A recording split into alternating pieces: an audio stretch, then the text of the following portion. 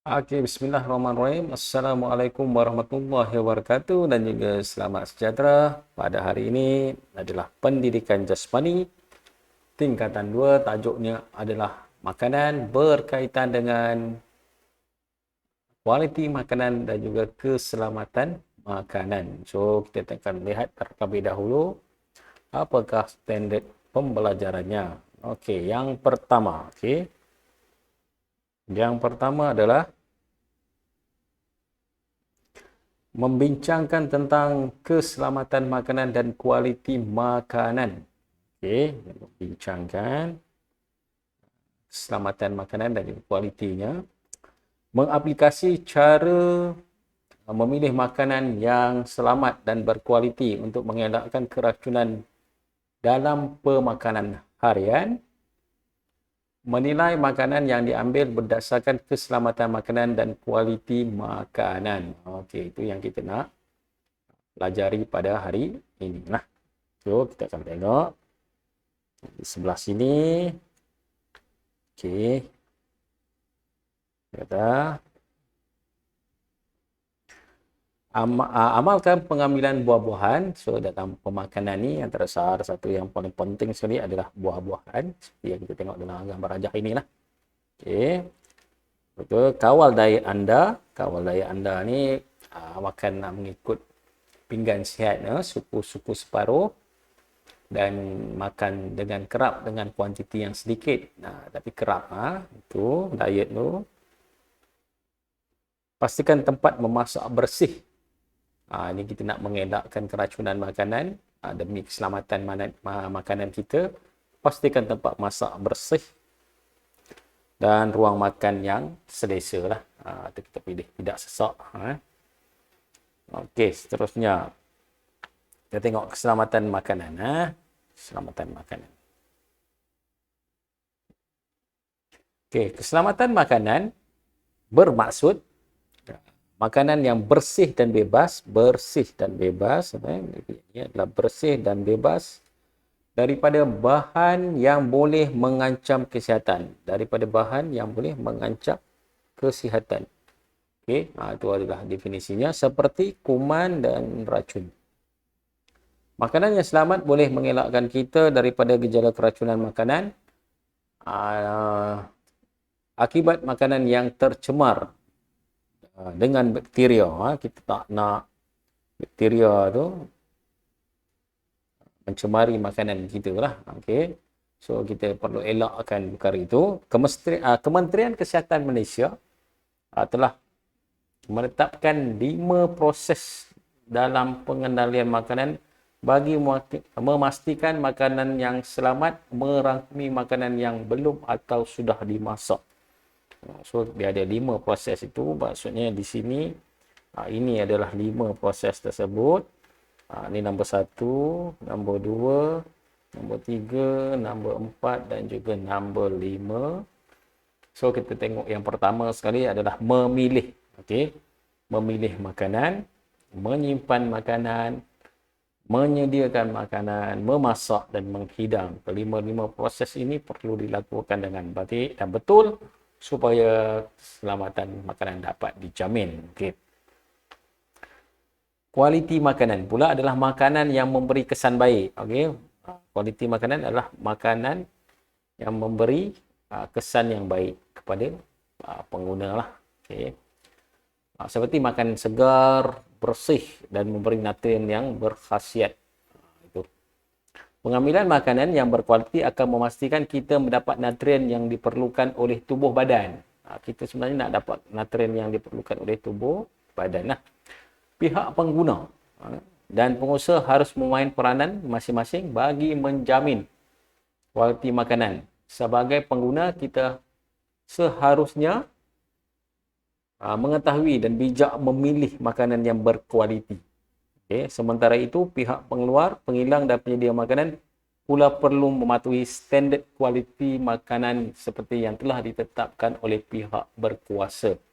So, kualiti makanan ini perlu daripada pelbagai pihak. Daripada awal lagi, pengeluar, pengilangnya, perlu dan penyedia makanan perlu mematuhi standardnya. Kalau tidak, kita khawatir lah berlaku keracunan makanan. Pernah dulu dalam paper, dalam TV, kita tengok ada satu kedai tu, dia punya peniaga pun tak sangka keracunan makanan tu bermula daripada kedai dia. Habis menyebabkan kematian. Bila dah menyebabkan kematian, banyak siasatan yang berlaku. Jadi kita sebagai peniaga ni pun dah jadi tawar hati nak meniaga lah. Kita tak secara tak sengaja, tapi sebenarnya pengendalian makanan kita daripada awal itu sangat-sangat penting. Okey. Makanan yang terdedah adalah berisiko dan tidak selamat untuk dimakan. Terdedah memanglah sekarang ni bila kedai makan memang dibiarkan je makanan tu sebab orang nak ambil makanan kan. So dia terdedah. So, kita jangan terlalu mendedahkan makanan ni terlampau lama lah. Sebagai pengguna yang bijak, kita perlu memilih makanan yang berkualiti bagi membekalkan nutrien kepada badan, kepada tubuh. Okey, so kita kena pilih-pilih makanan mana yang bagus, makanan mana yang tak bagus. Tolak tepi snack-snack tu semua tolak tepi, lebihkan sayuran dan buah-buahan, banyakkan vitamin selain daripada makanan asas kita, karbohidrat dan juga protein lah. Yang terbaik sekali lah, kalau boleh ikut memang terbaik lah, tapi nak kata rasa sedap tu susah lah sikit lah kan.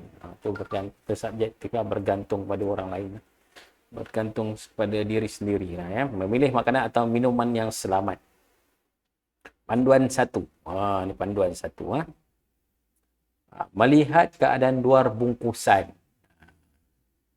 Elak beli makanan yang dalamnya dah koyak, dah kembung, dah bocor, retak, pecah, kemik, karat, penutup terbuka, berubah warna, tu perlu dielakkan. Okey. Macam kita beli makanan dalam tin lah, kalau dah kemik-kemik tu kita elakkan. Okey. Yang keduanya, panduan yang keduanya, tempat penyimpanan yang sesuai. Mengelakkan penyimpanan makanan di tempat yang panas atau terdedah kepada cahaya atau persekitaran. Tak boleh terdedah kepada yang sangat-sangat panas, tak boleh. Nanti macam susu apa semua ni, dia jadi cepat untuk rosak. Kita dah tak boleh makan lah. Nombor 3. Okay, kita gunakan deria. Lihat bau dan rasa semasa memilih makanan atau minuman. Test juga. Rasa tak sedap je, tak payah makan. Okay. Nombor 4. Baca tarikh luput. Ini pun penting. Ini sangat-sangat penting. Beli roti ke, beli apa ke, baca tarikh luput dulu. Kenapa? Sebab macam makanan macam roti tu, dia cepat tarikh luput dia habis. Dalam tempoh seminggu dia, lepas penghantaran ke kedai, minggu tu nak luput dah. Okay, baca tarikh luput. Jangan membeli makanan yang telah tamat tarikh luput lah. Dan yang seterusnya, itu cukup 4-nya. Yang lain dia punya ni untuk kita berfikir, nyentikan langkah-langkah yang perlu dilakukan jika anda telah membeli barangan yang rosak atau tarikh luput lah. Cuba kita minta tukar semula lah kan. Okey, membeli makanan. Ni tips membeli makanan. Dia ada dialog sikit. Dia kata, pada suatu hari, Nurul Ain menemani ibunya membeli barangan keperluan dapur di sebuah pasar raya. Ketika berada di rak makanan bertin, Nurul Ain terpandang satu tin yang telah tamat tarikh luputnya. Ikuti perbualan Nurul Ain dengan ibu dia. Okey, kita baca lah sikit-sikit.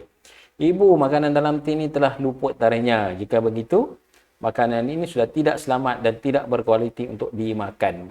Kalau dah tarikh luput, dah sampai, jangan beli. Ibu, bagaimanakah untuk memilih makanan yang sihat dan berkualiti? Dan tanya mak dia, ibu dia, pastikan makanan tersebut tidak luput tarikh, mempunyai logo halal dan keadaan tin tidak kemik serta keadaan pembungkusannya masih elok. Bagaimanakah pula untuk menilai makanan itu masih selamat? Kita mesti melihat maklumat yang telah dilekatkan di luar makanan. Okey, sekarang barulah saya tahu cara yang selamat untuk membeli makanan dalam tin. Janji. Betul beli tak kemik, masih tarikh luput, cantik ya dia punya ni, belilah. Jangan dah buruk, dah kemik, dah karat, kau pergi beli, kau boleh makan. Jadi itu risiko sendiri. Kita pandailah pilih. Cara penyimpanan makanan dan minuman yang selamat. Murid-murid sila cari maklumat dalam laman web berkaitan cara penyimpanan makanan yang minuman yang sihat. Suruhlah. Cikgu dia suruh kan. Okey, yang pertama sekali kita tengok cara satu. Okay, simpan makanan yang mudah rosak di dalam peti sejuk. Nak cepat macam ayam ke ikan ke dia cepat dia punya ni. Jadi makanan-makanan jenis itu cepat simpan dalam peti sejuk. Itu cara pertama. Pastikan makanan mentah tidak diletak dan dibiarkan di atas lantai. Itu nombor 2. Kita takut ni bakteria, apa kuman apa semua dah lekat kepada ni tambahan yang bawaan oleh lalat apa semua kan. Itu tak seronok tu. Pastikan makanan yang telah dimasak tidak terdedah melebihi 4 jam pada suhu bilik. Pun sama juga. Okay, kita tak mau dia terdedah tadi dah bagi tahu dah. Pastikan menyimpan makanan dan minuman pada suhu di bawah 4 darjah Celsius yang jika telah dibuka. Maksudnya kita dah buka, kita nak simpan. Pastikan di bawah 4 darjah Celsius. Okey. Itu saja untuk pendidikan jasmani pada hari ini. Kita akan saya akan minta pelajar buat soalan ini lah. Okey, buku surat 199 nombor 4. Nanti kalau dah siap snap gambar lah macam biasa ya. Okey, itu saja daripada saya untuk kelas kita pada hari ini. Kita akan jumpa pada kelas yang akan datang. Assalamualaikum dan juga selamat sejahtera. Sekian, terima kasih.